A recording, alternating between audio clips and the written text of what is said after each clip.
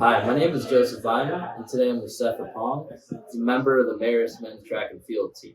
And today I'm just going to talk about what it's like to be a D1 athlete. So, Seth, when did you start running track? Well, I started running in about 8th grade. Okay, So I ran about 4 years. I ran about 8th through 11th grade. so it's not a long time. So, what got you into running track? Well, to be honest, I first started playing soccer. I thought that actually my main sport. But then I noticed I was faster than my peers when I was playing. So I realized shortly that I'd probably excel in track.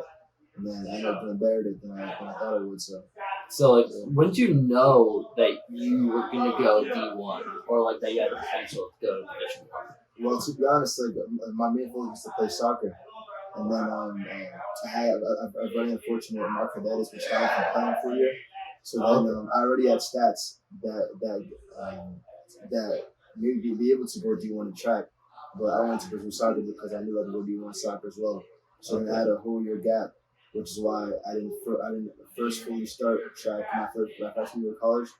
But then my second year I decided, okay, I'll do track because I know I can do it. So and luckily I had the time to get on the team. So Okay, so track and field wasn't like your first dream, really. It really was soccer. yeah, for sure. Yeah. So everyone knows what to be an athlete, but no one really knows what a D1 athlete's life is. Can you elaborate on what are the hardships of being a D1 athlete? For sure. Yeah, to be honest, I'm pretty new when it comes to this too. Like I said, I started this year. And what I noticed is that I definitely have a lot less time throughout the day. Like for example, I wake up some days I look at 9:30 and then I practice right afterwards, which is like a 2-hour practice. Then I have another class after my practice and I have to study and all that, and then I have to lift later on in the day. So a lot of the times are pretty much occupied throughout the day, but I pretty much enjoy it because I feel like I'm being productive.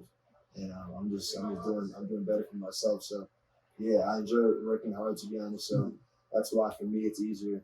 But it's definitely a change when I was a regular student and not doing anything. Yeah. People don't realize how time consuming a Division 1 athlete is, and how much time how much free time you don't really have as a Division 1 athlete. Yeah. So at Marist College, there is an indoor track in the rec center, but small. But there's no outdoor track. How do you feel? You thought it was a little weird, or Nah, for sure not. It's definitely very frustrating not having on track. Obviously, as of right now, I guess there's not much we can do.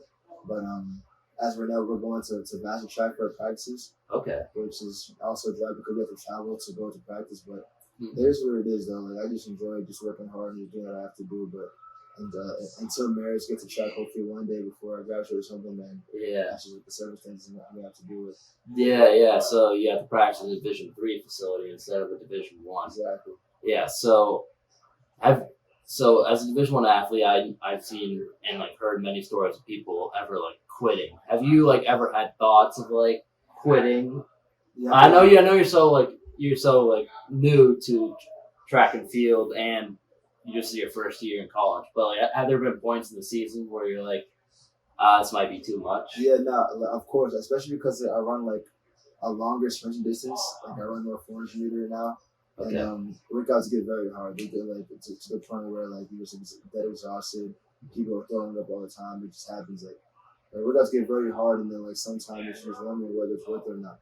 But then honestly, I feel as if the practice wasn't worth it if you don't feel like you want to quit at the end. So then you should work hard. So I mean, everyone's gonna have those times when I don't know if I want to do this anymore, but I feel you just got to keep striving and do what you got to do. So yeah. So what goes along with that? What's your goal to get out of track? Are you striving for a goal, or are you just doing it just because you love track and you want to stay active, or is it more you're trying to progress to another goal with track and field? As of right now, I just want to stay fit. To be honest, I just want to I want to reach my peak athletic performance. I want to see how far I can go when it comes to my athletic ability. To be honest, so whether it's how high I can jump, how fast I can run, how long I can run, whatever. I just want to see how good I can be, and reach my full potential. I just want to see.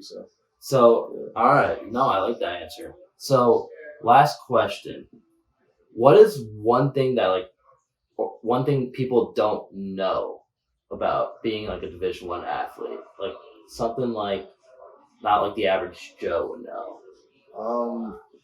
I guess like this isn't the case at like most schools, but at Marist, like you don't get as much of leeway as you would think for student athletes. Yeah. Like a lot of people, they'd be like, "Oh yeah, you can get skip class, you get easy periods handed to you," but it's not the case at all. Mm-hmm. So it's pretty much almost just as hard or almost as hard as like any other student on campus. So yeah. There is that conception where people feel like Division One athletes, get everything's given to them. But I know Marist College for their athletes, you have to do tutor hours. You have to go to and you guys do get extra help, but they take the same classes as everyone else. Exactly. Like, but what I do enjoy is the fact that we have study hall though, which helps a lot, especially if you're not doing this well. In the study hall is a good way to help and making sure that you're staying on top of your stuff. Yeah. For sure. All right, Seth. Well, thank you so much for taking your time out of your day and to talk to me, and hope to see you soon. Yeah, sure. Thank you.